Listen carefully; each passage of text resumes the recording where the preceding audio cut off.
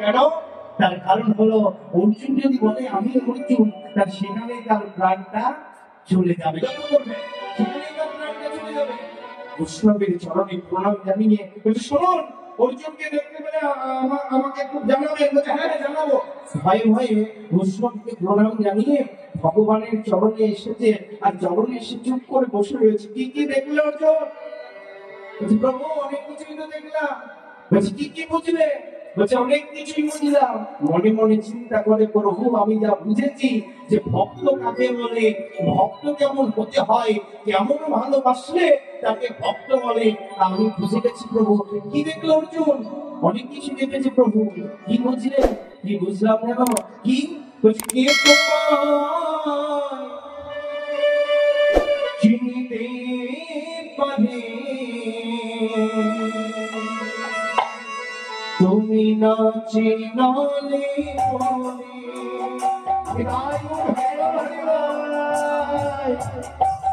চিনতে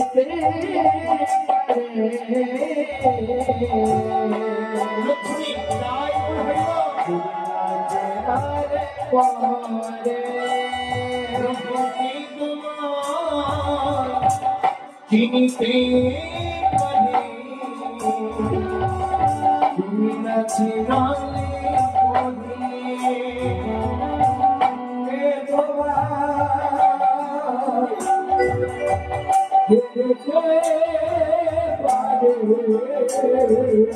তুমি না চিনলে কাজে বাধা কাজে বাঁধি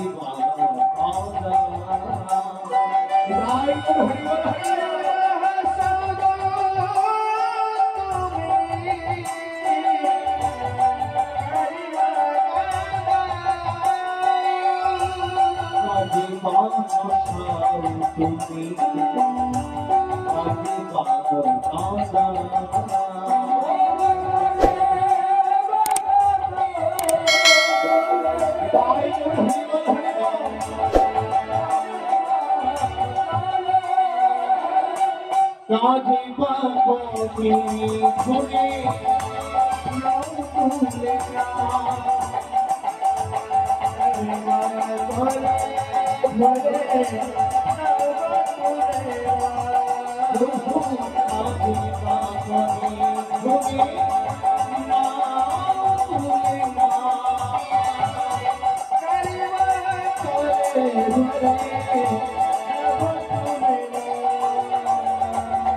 লক্ষ্য করবে অর্জুনের অহংকারটাকেও চূর্ণ করে দিল।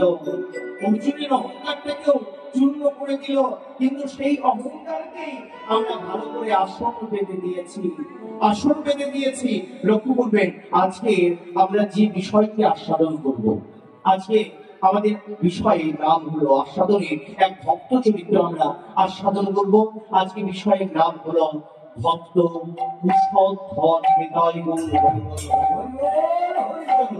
একটু কৃষ্ণ নাম গাইতে গাইতে, একটু হরি নাম গাইতে গাইতে, বদলে একটু কৃষ্ণ নাম নিয়ে আমরা লীলার মধ্যে প্রবেশ করবো। গাইতে বলতো সবাই, সকলে মিলে গাইবো, সকলে মিলে দেখে আমরা জোর করে খালি একবার বলো কৃষ্ণ নাম,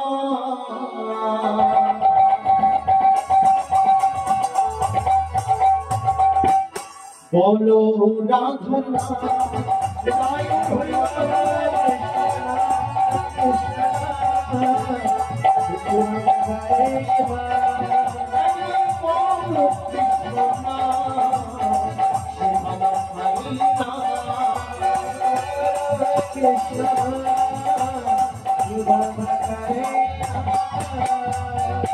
তুমি যাবে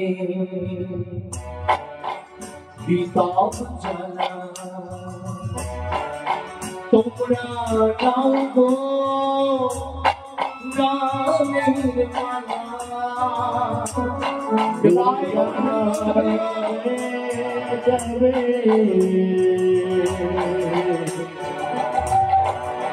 কৃতা জানা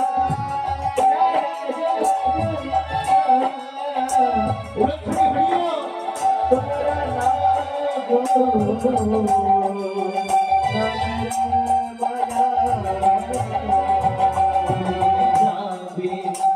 তার জ্বালা তোমরা নাও নামের মালা উড়ে যাবে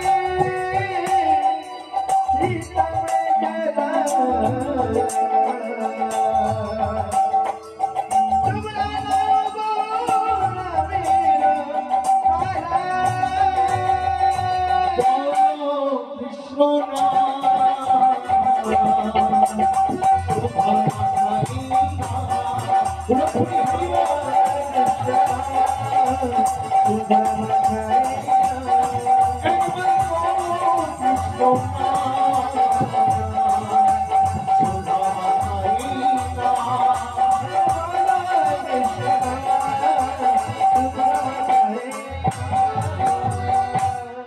আচ্ছা দূরে যাবে ত্রিতাপ জ্বালা তোমরা নাও গো নামে কি বললাম না মানা দেখো আমরা নামে মানে সকলে নেব হরি বল হরি বল হরি বল সকলে মিলে বলো কৃষ্ণ নাম সুধামা গাইতা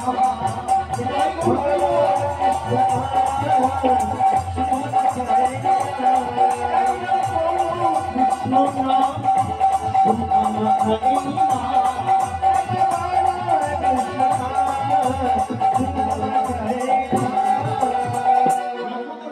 আজকে বিষয়ের নাম কি বলেছি কার কার মনে আছে ভক্ত ও সৎ চলুন লীলাটি গাইব কিন্তু কথাবার্তার মধ্য দিয়ে ভক্ত এবং তথ্যর মধ্য দিয়ে আমরা বেশি করে থাকবো প্রথম পদাবলী কি আস্বাদন করবো অযোধ্যা রাজা হয় অন্য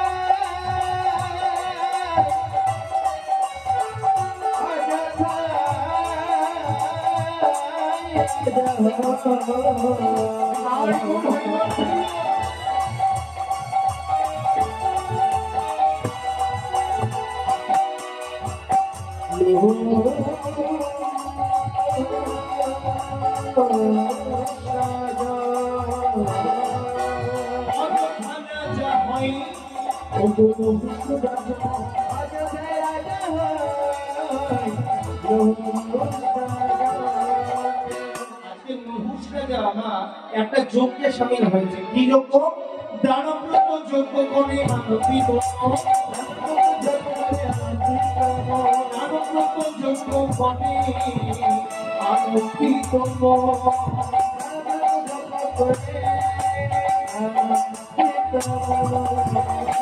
অযোধ্যা রাজা নহুষ রাজা আজকে যে যজ্ঞে সামিল হয়েছে বা সেই যজ্ঞটার নাম কি দানব্রত যজ্ঞ মানে কি দান ধ্যান মহা যজ্ঞ আচ্ছা মা এই যে 4 দিন ধরে আপনাদের গ্রামে একটা যজ্ঞ চলছে আচ্ছা বাবা এই যজ্ঞটার নাম কি নাম যজ্ঞ লক্ষ্য করবেন এই যজ্ঞটার নাম কি হরি নাম যজ্ঞ লক্ষ্য করবেন হাজার হাজার ভক্তের সেবা হয় সেটাকে কোন যজ্ঞ বলে সেবা যজ্ঞ লক্ষ্য করবেন 3 দিন ঘি পুড়িয়ার একটা যজ্ঞ হয় তা সেই যজ্ঞটার নাম কি জাত যজ্ঞ লক্ষ্য করবেন আর নহুষরাজা যে যজ্ঞে সামিল হয়েছে সেই যজ্ঞটার নাম হলো দানব্রত যজ্ঞ মানে দান ধ্যান মহা যজ্ঞ মানে কি রাজা নহুষের কাছে যেটা চাইবে ওই রাজা নহুষ ওই রাজা নহুষ তাকে সেটাই কি করবে দান করে দেবে রাজা নহুষ তাকে সেটাই দান করে দেবে লক্ষ্য করবেন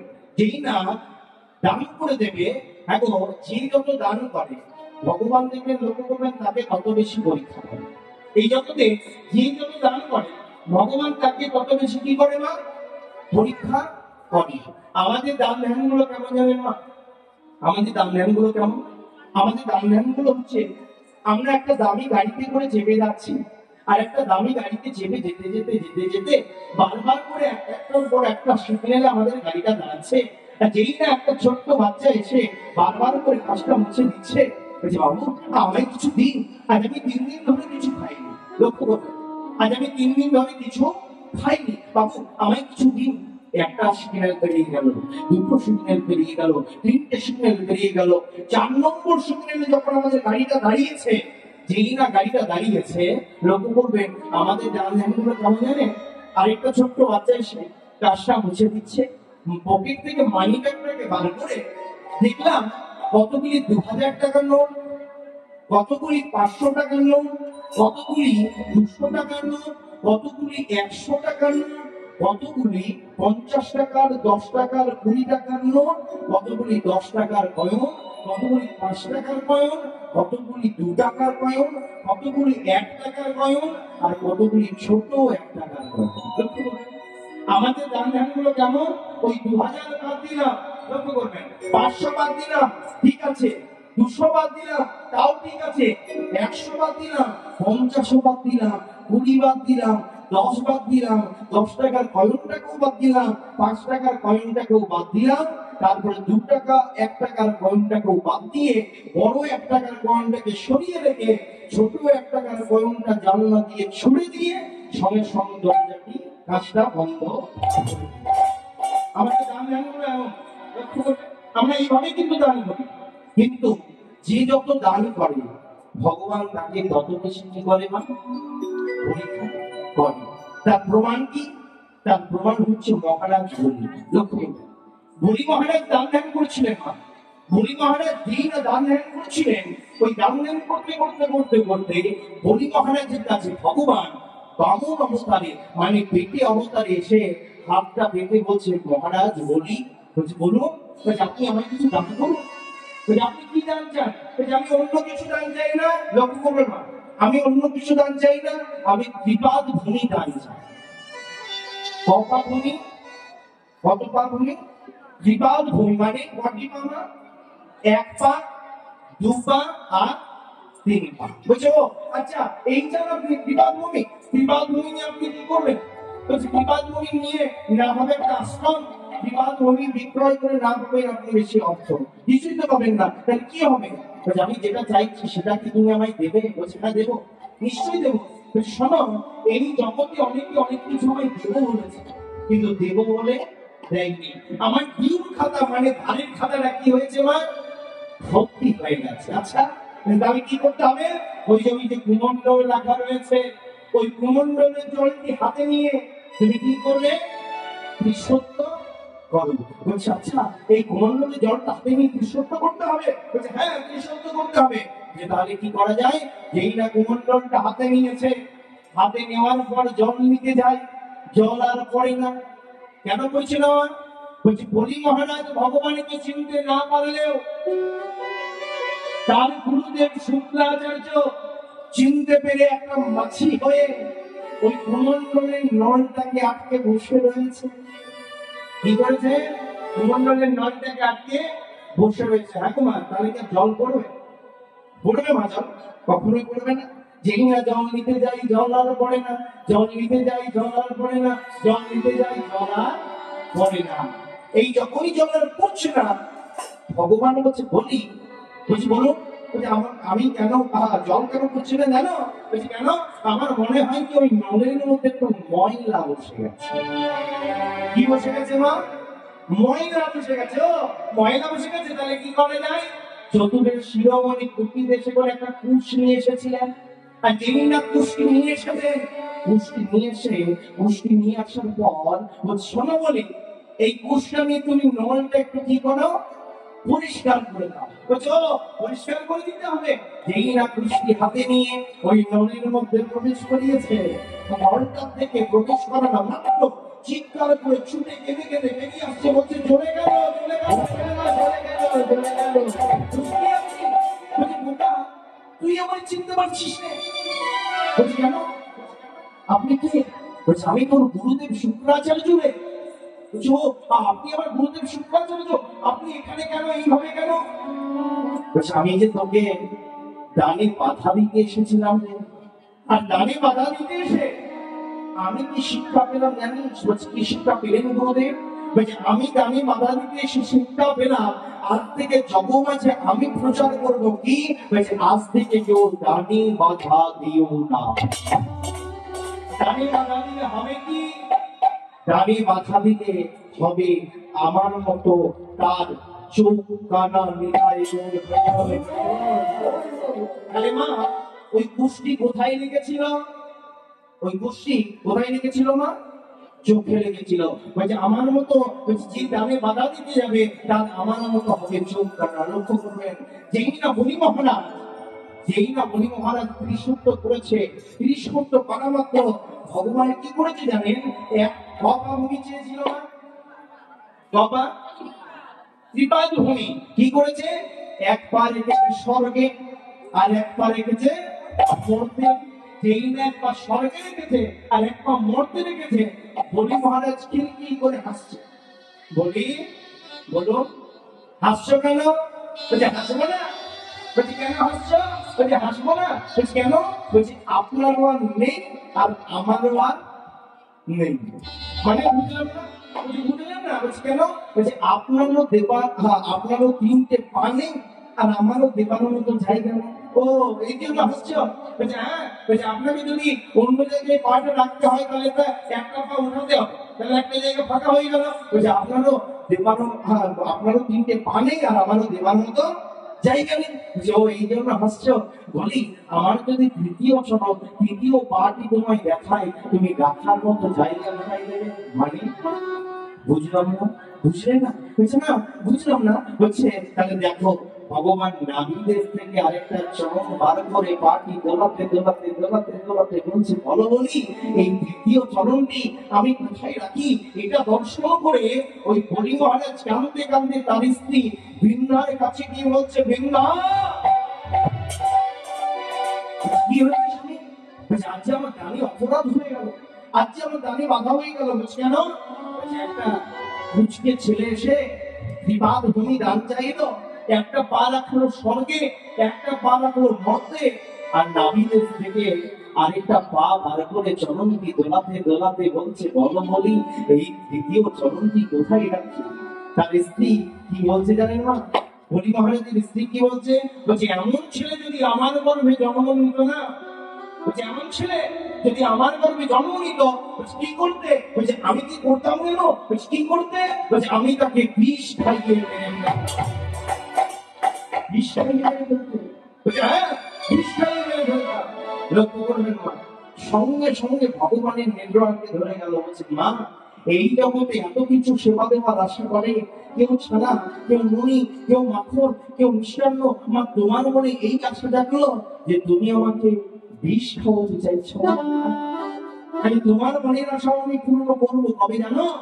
কবে? যেদিন আমি কৃষ্ণ হব, তুমি কংসের আদেশে পুতনা রাক্ষসী হয়ে তোমার স্তনে বিষ মাখিয়ে তুমি আসবে আমাকে মারার জন্য। তোমাদের কথা জানা নেই, এই জগতে আমি মরার জন্য আসিনি, এই জগতে আমি এসেছি মারার জন্য। বৃন্দার কাছে গিয়ে বলছে বলো বলো স্ত্রী এখন কি করবো?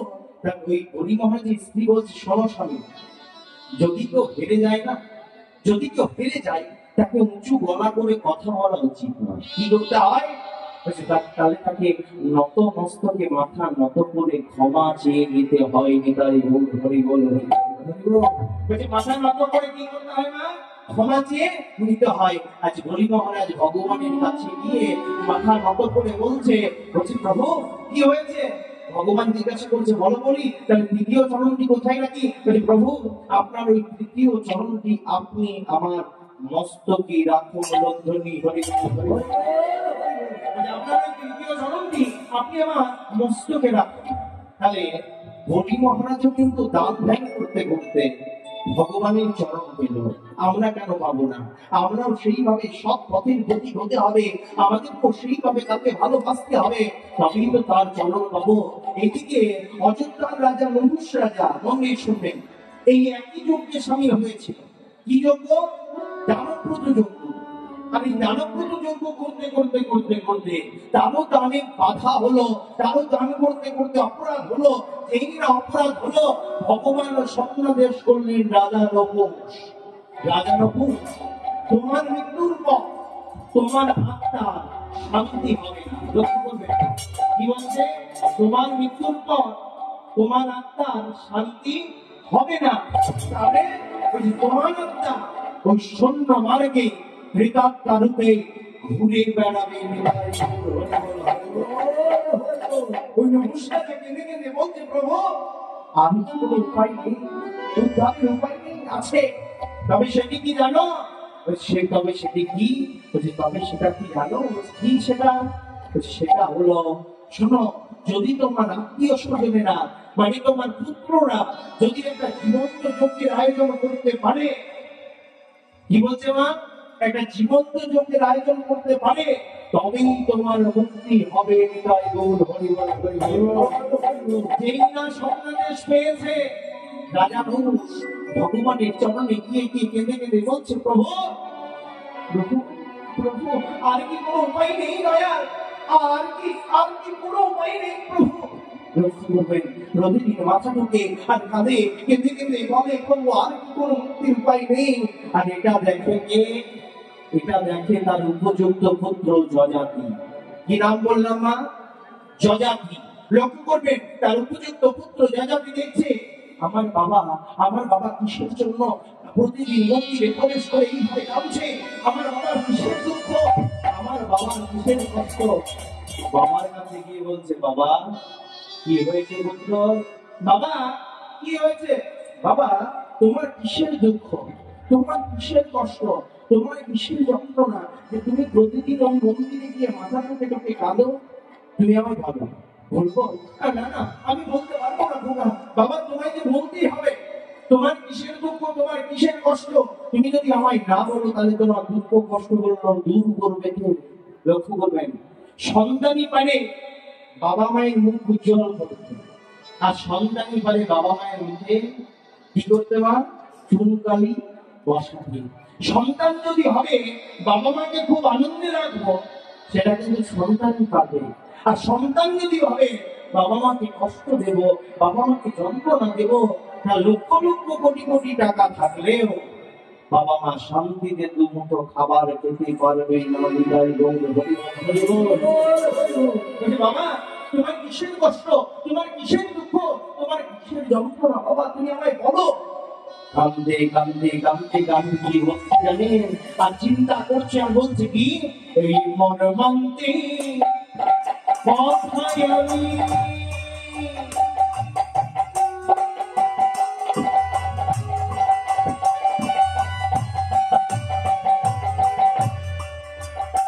আমি বলিব কেমনে,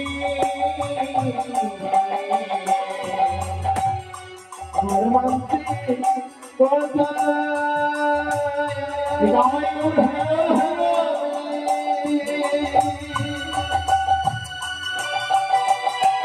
কথা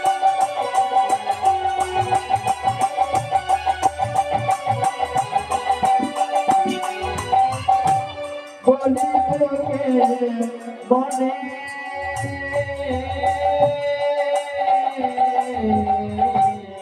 মনমন্তি কথায়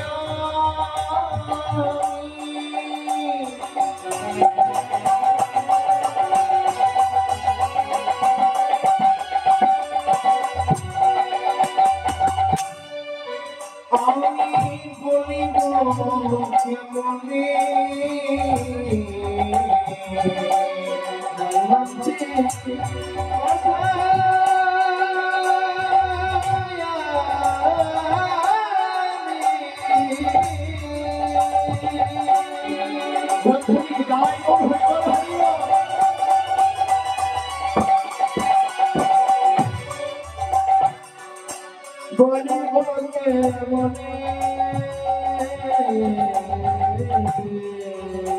আমার না বলিতে মুক্তি নাই, আমি মনে মনে বলিতে মুক্তি নাই, আমি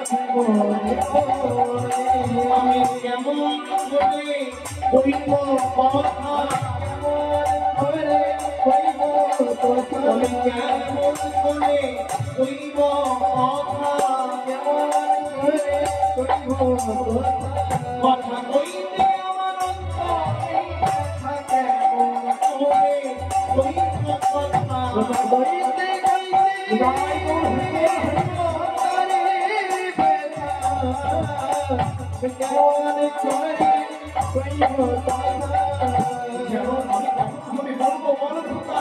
বাবা, তবু যে তোমায় বলতে হবে, তোমার কিসের দুঃখ, তোমার কিসের কষ্ট, তোমার কিসের যন্ত্রণা। জয়জাতি, তুই যখন এত করে শুনতে চাইছিস, তাহলে শুনে না, তাহলে চিনে না। কি বাবা, আমার দেহ হলো অভিশপ্ত। আমার মৃত্যুর পর আমার আত্মার মুক্তি হবে না, তাহলে কি হবে বাবা? বলছে আমার আত্মা ওই শূন্য মানবে, কেঁদে কেঁদে ঘুরে বেড়াবে। বাবা